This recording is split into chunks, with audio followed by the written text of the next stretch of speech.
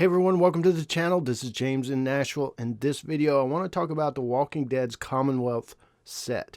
And a lot of people with Tales of the Walking Dead have said in comments and sent me messages and stuff about Tales that they wanted to see certain actors and stories and things like that, and locations. A lot of it was locations about like, oh, they need to bring back the sanctuary or they need to bring back the prison and other things like that that don't exist anymore. A lot of people might have thought, oh, they found an old prison. It really was an old prison, and they could go back there and shoot some more. Or the sanctuary, it really was some old factory, and they can go back and shoot some more. But that's not really how that all works. You know, like Alexandria, they knew they were going to use that for a long time, many seasons. So they built the wall. They made a little contract with the subdivision to use part of it. They even had several houses, you know, and stuff like that. So they were able to shoot in a real subdivision that they then turned over. I think around right now, they're taking the wall down and they're going to sell those houses and build houses in the blank space where the church and all that stuff was. So relatively speaking, they won't be able to go back to Alexandria either in Tales of the Walking Dead, or at least exactly where they were, because they turned that location back over to the subdivision.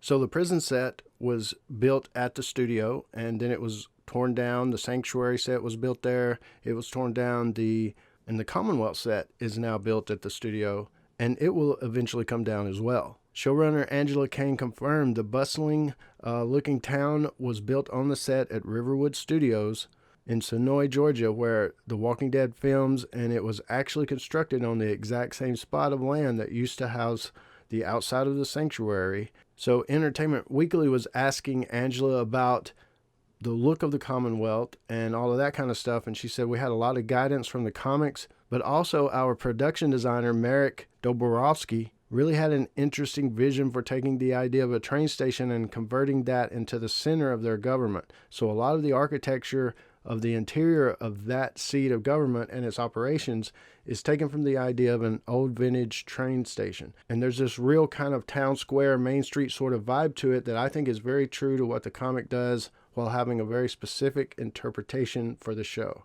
It took many, many months to build this while the pandemic was going, so everybody worked really hard. You're building a town. A lot of it is facades and sets, obviously, but they built a whole giant room with all these details. So a lot of it really came from the brain of our art department team and the production designer. She said it's on the studio set, so it took over the area that used to be the Savior's compound. Basically, it sits where the front of that factory was and the yard with all the zombies attached to the fence, which is also the same part of where the prison was. So they tore down all the sanctuary sets and took over that area.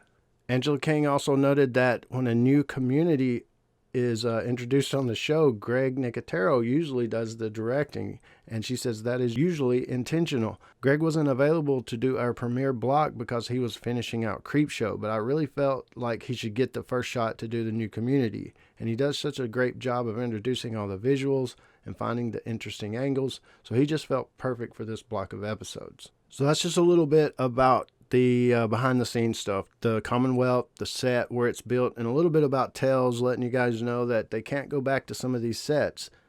Alexandria, once the show is done, the prison, it's gone, sanctuary, gone. You know, they can't go back to some of those sets in Tales, so they would have to do it a certain way. If they brought back, say, Simon, for an example, they could shoot something with him, but it probably wouldn't be at the sanctuary. See what I'm saying? So the prison, they could bring back Tyrese, for an example, even back during that time frame if they wanted to, but they probably wouldn't be shooting at the prison unless they really did just make one little hallway or something. You know, they wouldn't probably put a lot of production budget into trying to recreate some old location.